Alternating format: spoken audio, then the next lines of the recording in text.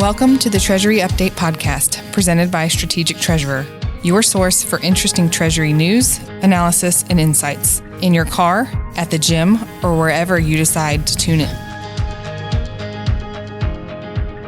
Welcome to the Treasury Update podcast. This is Craig Jeffery, and I'm joined with Omri Kletter from Bottomline Technologies. Welcome to the podcast, Omri. Good to be here again.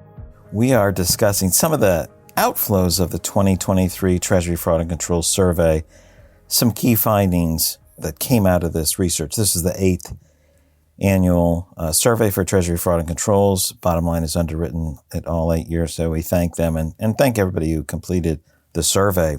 But let's begin. There's 4 areas that I wanted to ask you about, Omri. The first is, as we look at the results from the survey, the threat and reality of fraud continues to persist and grow. Significant issues with fraud continue to escalate and continue to elevate. And companies are certainly acknowledging this threat, and a full 30% plan to spend more due to concerns of management. This is one of the key areas, management concerns about fraud. So as you look at this and as you're in this space all the time, what are your concerns and observations about spend? What's reactive? What's proactive? How do you think about it? How should we be thinking about this? Very good question, obviously. And I think many of the listeners for this podcast are dealing with these questions day in, day out, right? They have big responsibility on their shoulders, how to manage their organizations, fraud controls, how to make sure that they are support their customers, support their management, support, by the way, compliance and regulation elements, and obviously do it with the budget they have in front of them. One of the biggest concern I have is obviously to see or to ensure as an industry, we are not forgetting that while there are risks of, let's call it recession or different view around spending, we can't necessarily leave this front unsecured.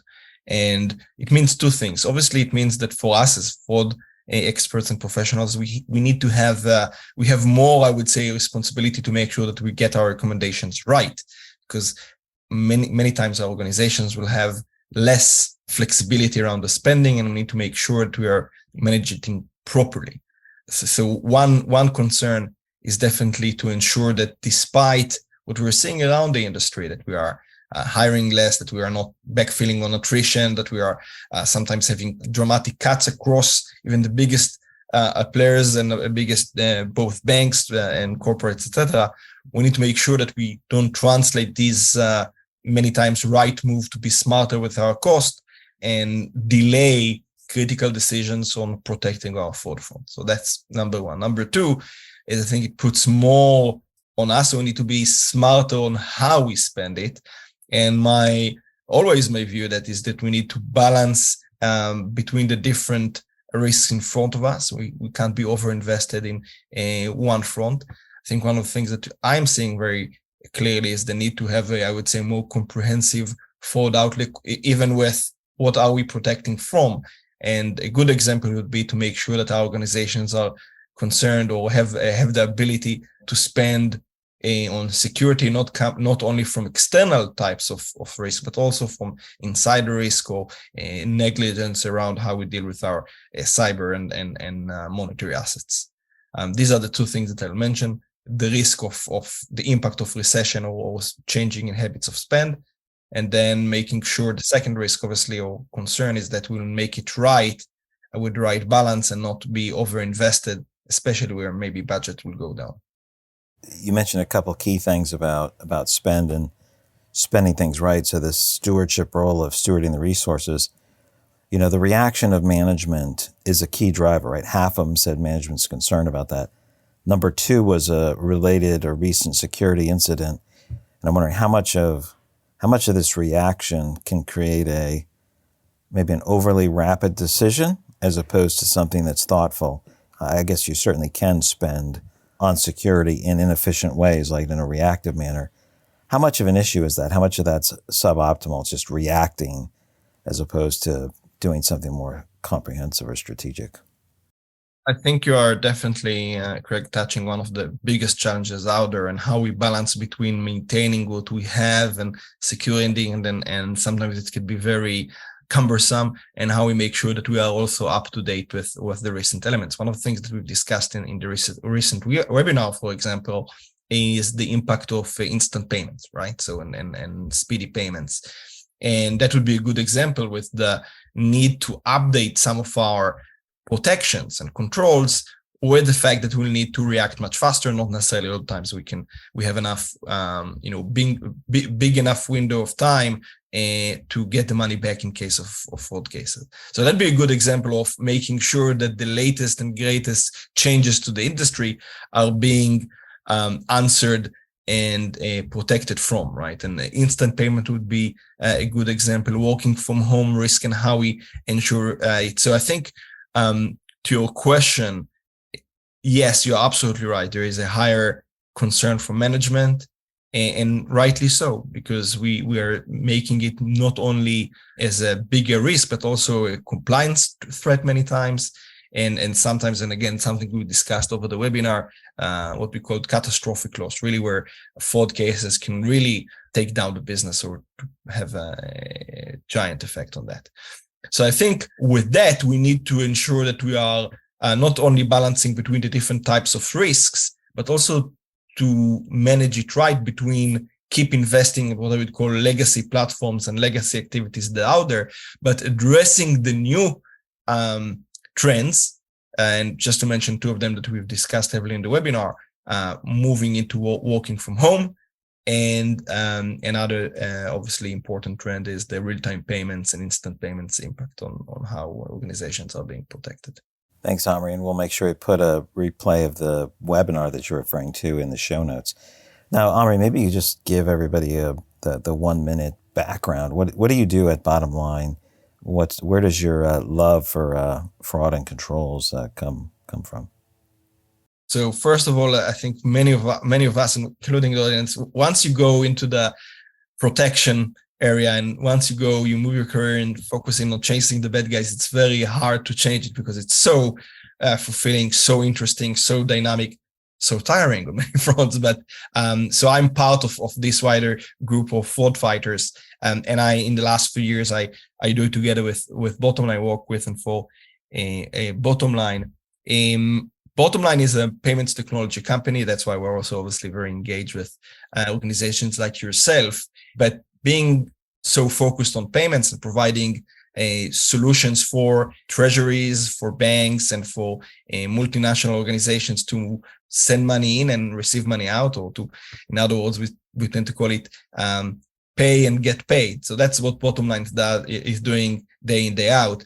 My responsibility within Bottomline is to run a line of business of fraud and financial crime, where Bottomline on one hand provides fraud and financial crime detection solution for the different organizations, but also support Bottomline itself, because Bottomline is also a payment network operator. We're very proud of our network in the US named PayModX, and to whom of you will listen to the webinar will hear our chief risk or chief fraud officer, Chris Gerda, talking about over there. So we are, on one hand, my division within Bottomline supports external customers around the world, and we do it in 5 continents 24/7.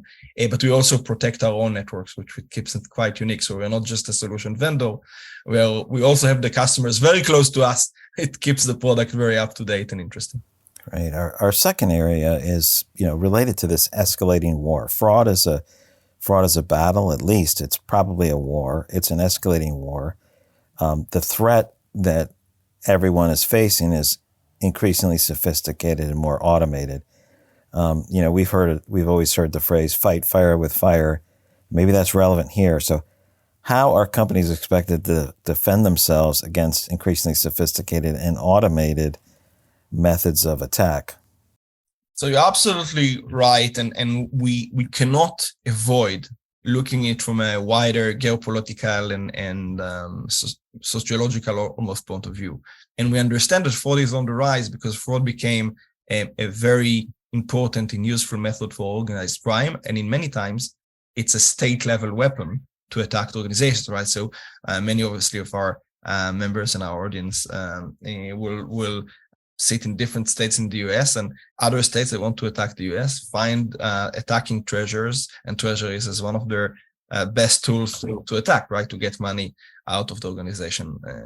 The overall environment, right, is definitely seeing this rise. So you're right to say that many of our people, right, the guys that are on the guard, right, our treasuries, our fraud leaders within these accounts payable and the groups that obviously follow your podcast, understand responsibility. And to answer your question, how to deal with it, first of all, deal with it together. I think that's why we are, engaging on these type of events, because it's important to bring the industry together. I think if we are siloed, not sharing best practices, not sharing how we use technology, we are not doing well enough. I can tell you that we in Bottomline are heavily invested to bring our customers together and share information and techniques.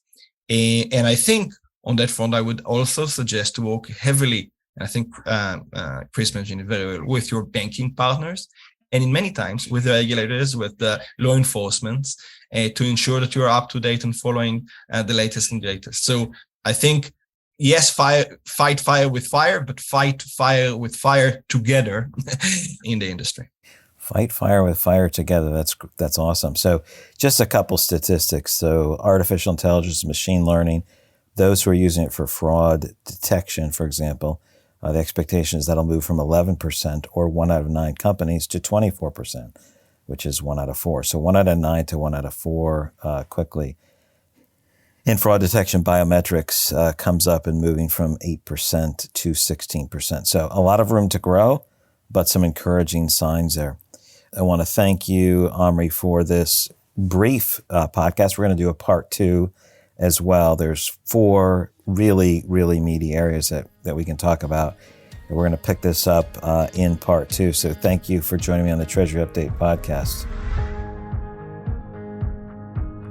You've reached the end of another episode of the Treasury Update podcast. Be sure to follow Strategic Treasurer on LinkedIn. Just search for Strategic Treasurer. This podcast is provided for informational purposes only, and statements made by Strategic Treasurer LLC on this podcast are not intended as legal, business, consulting, or tax advice. For more information, visit and bookmark strategictreasurer.com.